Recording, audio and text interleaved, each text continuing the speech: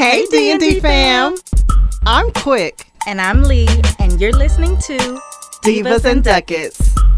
So what is a diva? I think divas get a bad rep. But to me, diva is all about the attitude. As for Ducat, it's your finances, your assets, Skrilla, guap, your coin. We're talking all things with the potential to affect your pockets. And while we're attorneys by trade, we are divas by choice. Divas and Ducats is for edutainment purposes. Y'all, we are not Series 511 or 703 professionals. This does not create a financial advisor or attorney-client relationship. The views expressed here are solely our opinions and the opinions of our guests. It's just our opinions, y'all. Okay, divas, let's talk Ducats.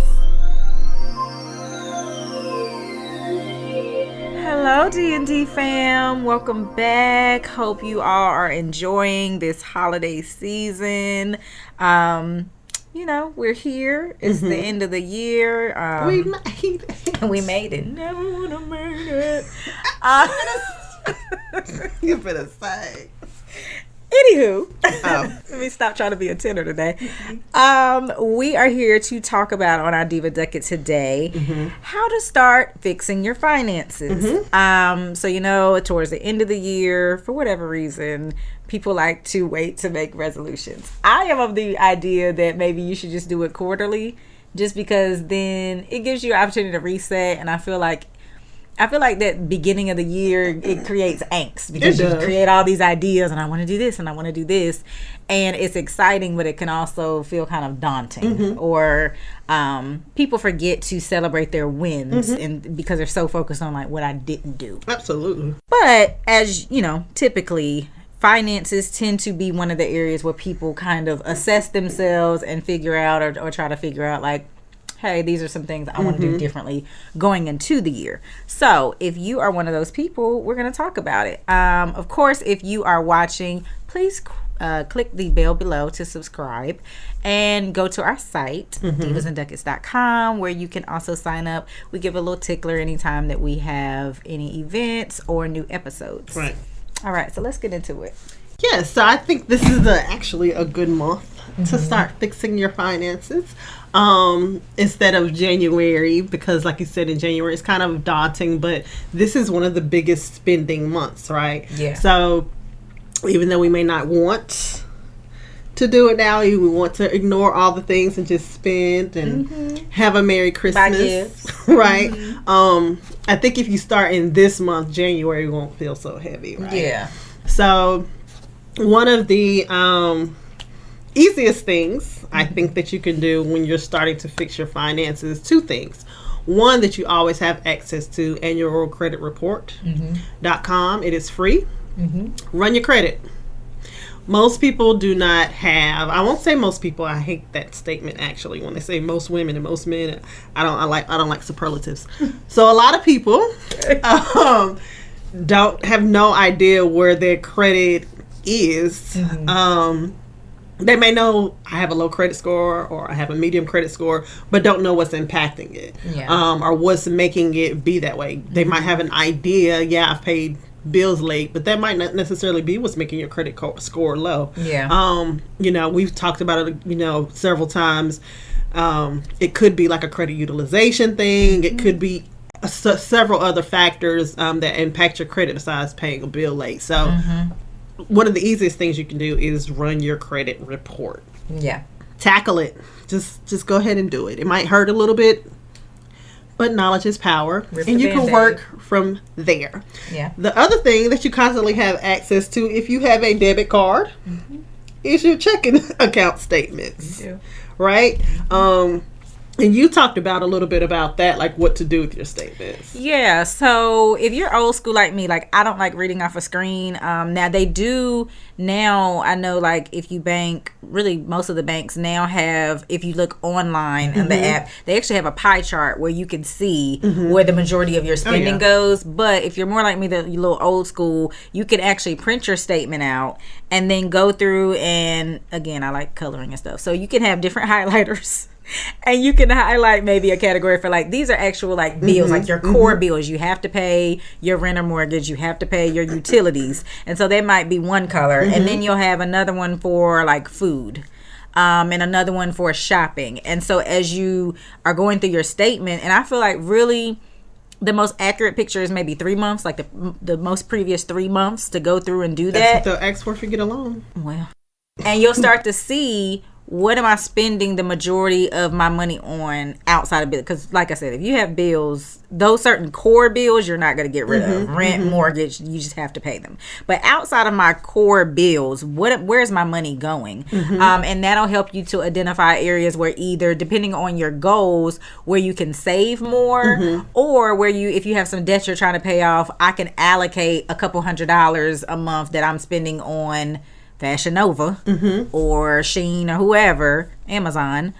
I could put that $200-$300 towards, Visa, instead of paying the minimum, and kind of start getting ahead if that's one of your goals. Yeah, and that's one of the easiest way. Also, I think Dave Ramsey was one of the people that I've heard say it, like, show me your bank account statements and I can show you your priorities. Like that, highlighting that, like you said, outside of those core bills, what lights up on that statement, even if it is food, there's a difference between going grocery shopping and you see a bunch of fast food and you see a bunch of restaurants and, dining out and eating out. So, like highlight those things. I know for me, I still check, my balances and stuff, but I don't. Before, when I was trying to get out of debt and become debt free, I was a hardcore writing it in a notebook. I had, Excel sheets, and now that I'm not there, I can, because I've done it so long, it's kind of just like second nature to me.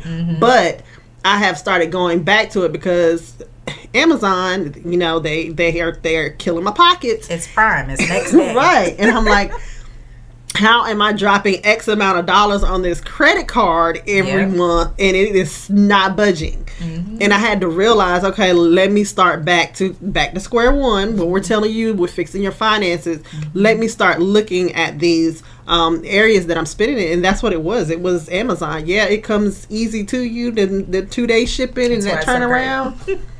It makes you spend, right? Yeah. So I have actually, you see all the TikTok videos and stuff about how the husband's like, oh my God, another Amazon box. I'm clapping my hands because I'm like, oh, I didn't get a shipment today, because it's like, it's self-control. I became a very huge impulse buyer, but it was spending thousands. I'm not a content creator, so I'm not getting paid for them Amazon boxes coming to my house. I'm paying those out of my pocket. If you're a content creator and we clicking on your links and paying you, that's one thing. That's different. Right. But that wasn't the case with me. So I had to reel that in and realize where it was coming from. And I will say, as a recovering foodie, when I went through, and we're actually going to talk about like dating and a lot of people go into debt dating, but I will say, like, going on dates or wanting to try new places, I did notice at one point, and I kind of reeled myself in, what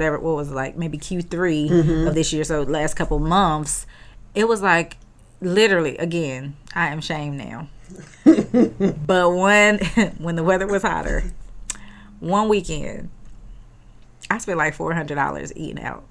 I was like, girl, that is so wasteful. 2 days. Like 3, like I went to, and again, like a nice restaurant, not like Ruth's Chris, but just, it adds up because you get the appetizer, you share with the group, you do the whole, and like, I would say for the most part, when I go out with a group, unless it's like a date, like you bae, and one of us is just going to get the tab. If we go out with a group of girls, most of us will just split it evenly because you're sharing versus like, I just had water. Like, we're not going to do it. So, yeah, it was like one of those weekends where it was like, oh, Friday we went for happy hour and did this. And then Saturday we went to, I don't know if it was Lee and Louise. I don't even know where we went. I could look back at the statement too. But it was like over the course of a weekend. And it was my birthday month, so I get it. You splurged a little bit. But it was like, ma'am, no ma'am. As I say to my niece, no ma'am. This is out of order.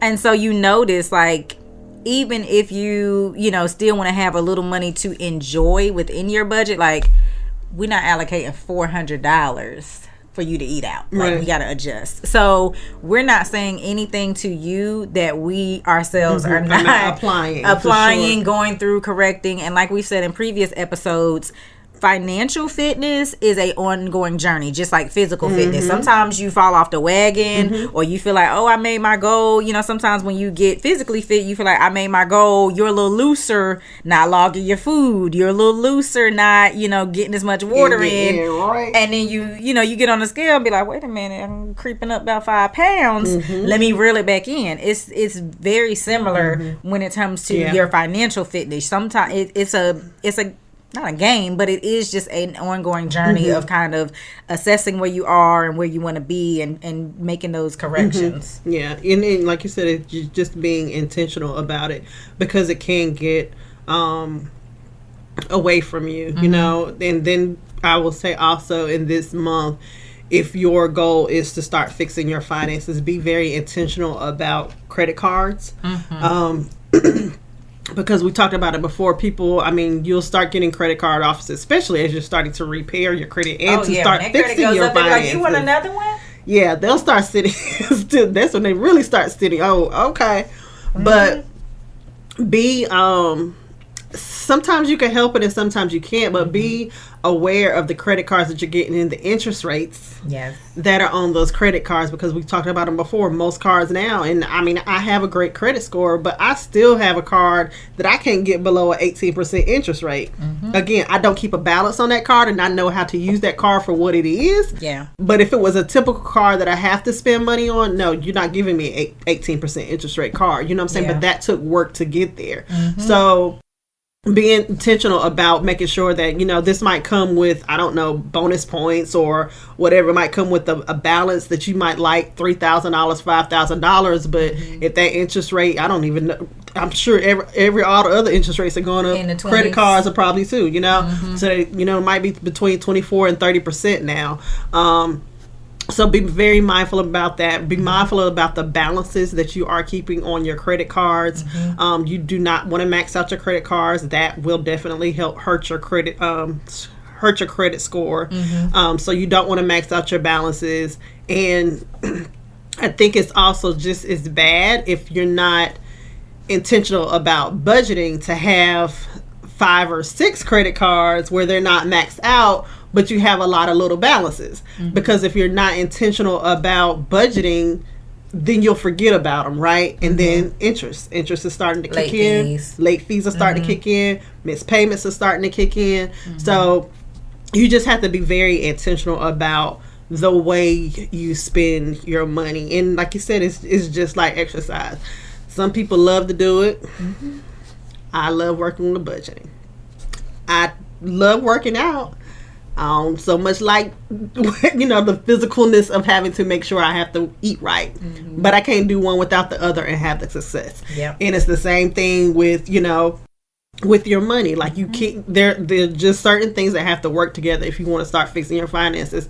And it might hurt. A large part of that is saying no, not only to others, to yourself, but to yourself. You know, I think you had a really good tip about you saying, like, going online and then the next day or next 3 days if you come back. So the impulse buy. So these so I'm a nerd. I know, like, the privacy things behind it, but I won't go into that. But these apps and these sites are actually, these advertisers are able to look at your basically like how you browse and how you shop, and the ads are personal to you. So you'll notice as you're scrolling through Instagram, Facebook, you see something cute, it's for you, boo. Because they know you like it. And so it's so easy for you to click on shop now, and then you done bought this dress. And a lot of them, I don't know if they're coming from like a different country or what, but you'll forget you bought it because it takes 3 weeks to get there. And then you're like, oh, and you done got this little dress that you just thought was so cute in the moment that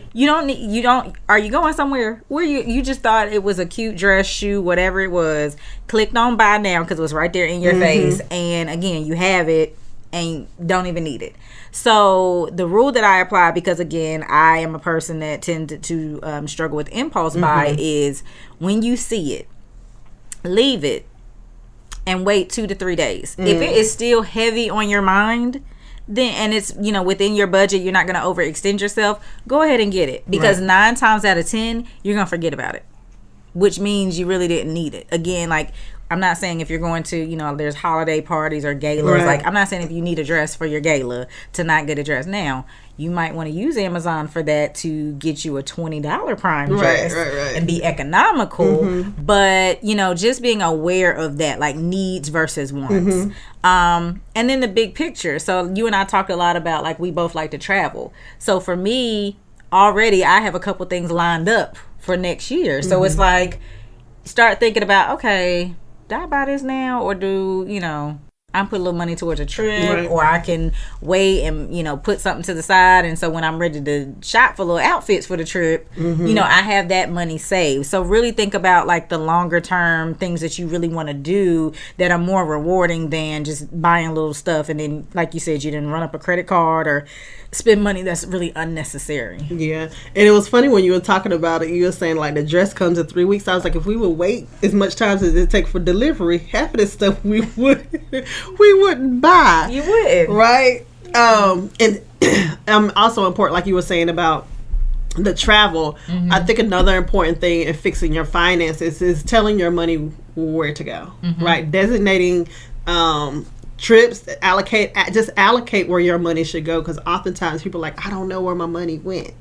That is a huge problem. You should be able to, sometimes you might look at a closet and be like, I don't know what I spent, you know what I'm saying? But it was clothes. Y'all have nothing to wear, but you have spent money on clothes, you know? So definitely designating, I have multiple savings accounts for those things. It's definitely not for investment purposes. Lord knows we've talked about that with the interest rates. But just so to be out of my house, it'll be, that's not necessarily a very easily accessible thing because it's not a debit card. So there's not a very easily accessible thing to get money from. So, and some people use envelope systems. I'm not that good with cash, so I choose to use, the banking system. But if you are good with cash and you can set it aside in an envelope, it's the same concept, right? Just being able to designate where your money should go. And that is also, I think, a good hint, because some people are probably like, I'm already in December, it's already Christmas time, I should have heard this episode 4 months ago, right? That's okay. Right, we got next year. So I'm telling, like, now another way you could save for next December is to have that envelope system, or and put $100 in a month, or $50 in a pay period, or whatever your number is going to be. So when December hits, it doesn't feel so huge, and you already have that spending money, right? To do that. I think also a big thing is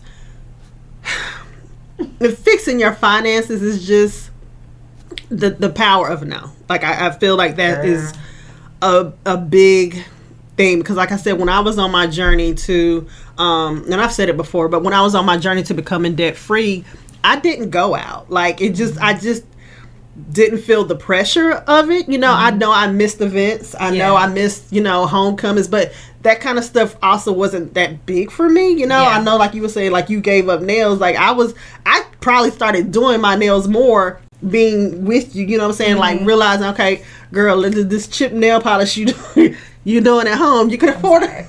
You can afford a manicure. I didn't need to be a manicure. It's okay. But I did it when I could afford it. Is $10. Like, you don't have to. If you do get your nails done, you don't have to get the acrylic, the essence. Like, you don't have to run up a bill. Right. You could, Yeah. So there are ways to cut things, and I just have people in your circle that support what you're doing. If there is anyone that's making you feel like you're so cheap, or you this. That's not what you need to associate with in that moment while you're having the goal of fixing your finances. It's just not. Some children, they just might have to hurt for a little while if they used to use spending it and getting whatever, and they can go to mama, they can go to daddy, y'all just usually say yes. Sit down and have a conversation with them, because I can guarantee you, treat it like a game. You could treat it like a game, but I can guarantee you, I feel like people don't talk to their kids enough about finances. And they feel like as long as you're running up a credit card or you telling them yes, that mama and daddy got it. They don't know about the struggle behind the scenes. So at some point in time, you could sit down and I don't care what age they are. Like if they over 4 years old, I feel like, a 3-year-old, 2-year-old, they'll be like, at that point in time, really what you spend on them. Honestly, they'll play with a box at that Right, age. they really will. It's like the dogs that play with water bottles. Like, they really don't need them expensive toys. They just like the crackle of the bottle.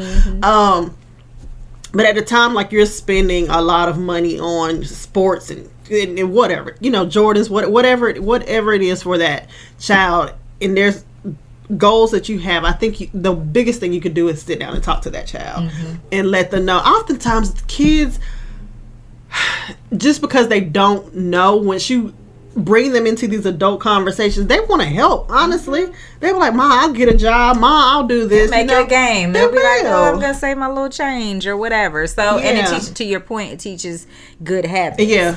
And one of the things I was gonna say, and even I'll bring myself to the table as an example.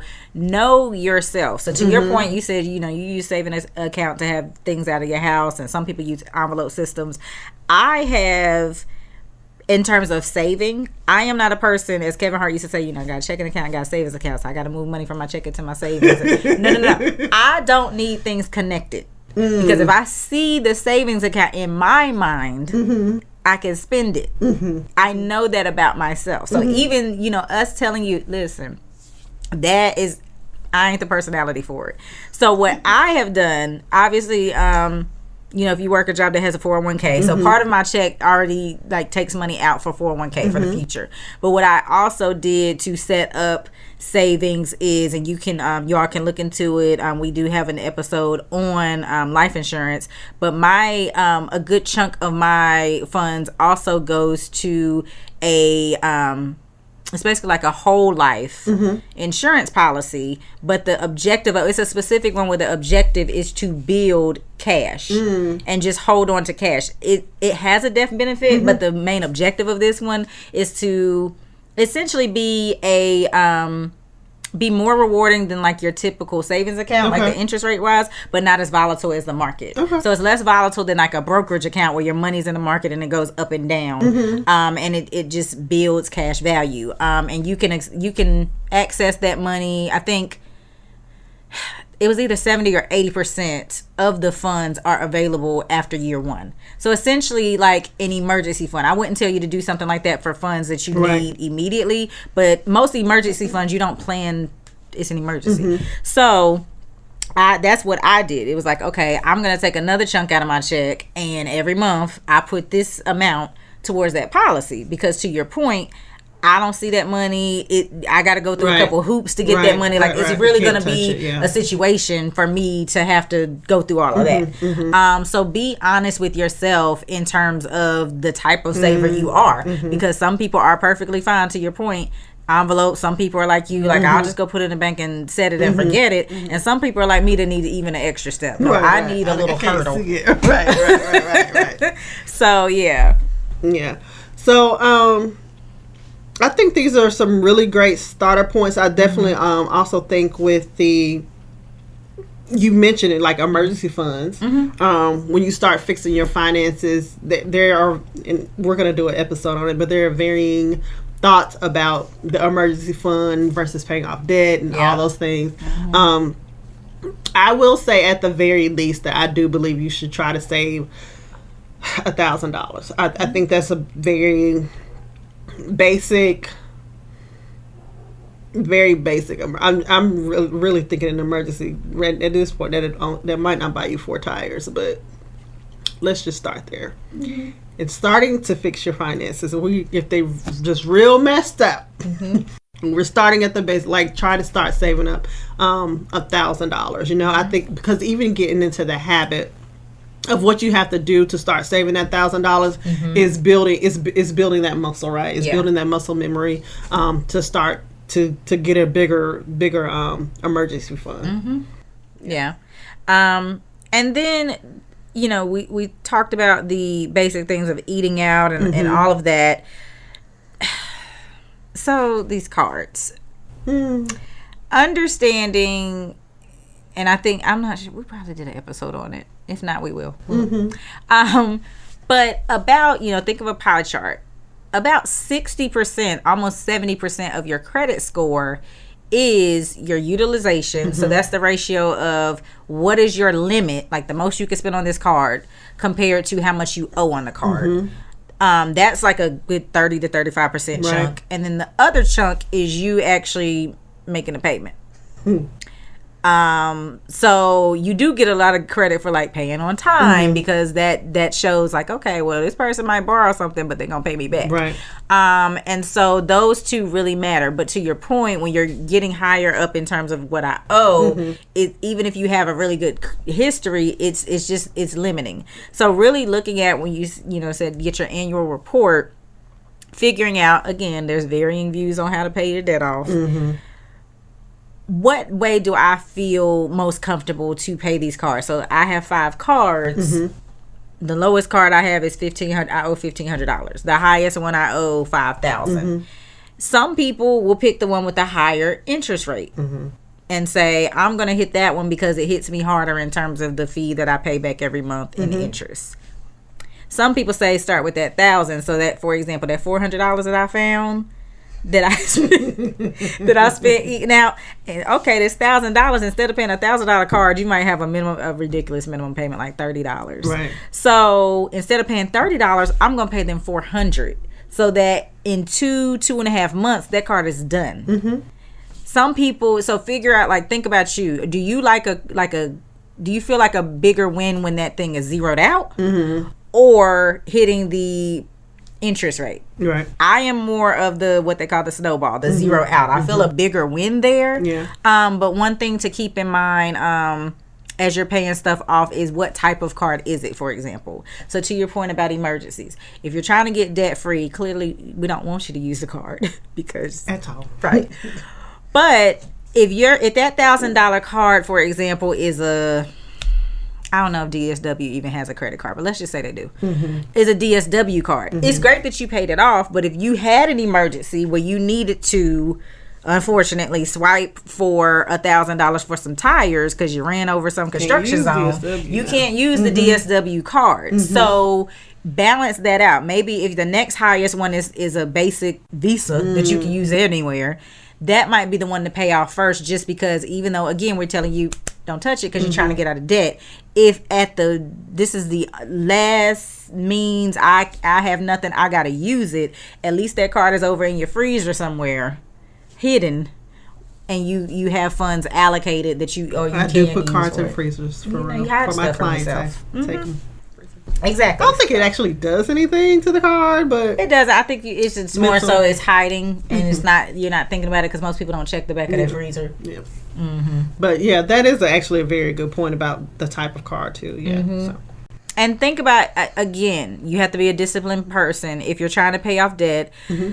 Some people take advantage of the balance transfers. So there are some cards where for a certain period of time you could transfer the balance and that card has 0% interest. Right. So it allows you to get ahead because that money that you pay is the exact, if you paid them $200, they took $200 off your bills. It's not like you paid $200 and then you had an $80 interest rate or interest charge. So again, only if you're disciplined, because if you just go get another card and then you just go run it up and transfer it and don't pay it in that period. Right. So to thy own self be true. Do what really works best for you. And one thing I tell people too that does help your credit rate as you are paying off debt, as you pay it off, call them and negotiate a higher limit. Yes. If you're disciplined. Now, if you know that I don't need it, then, but if you're one of those people that is like, okay, I'm responsible, whatever, I just had a tough time,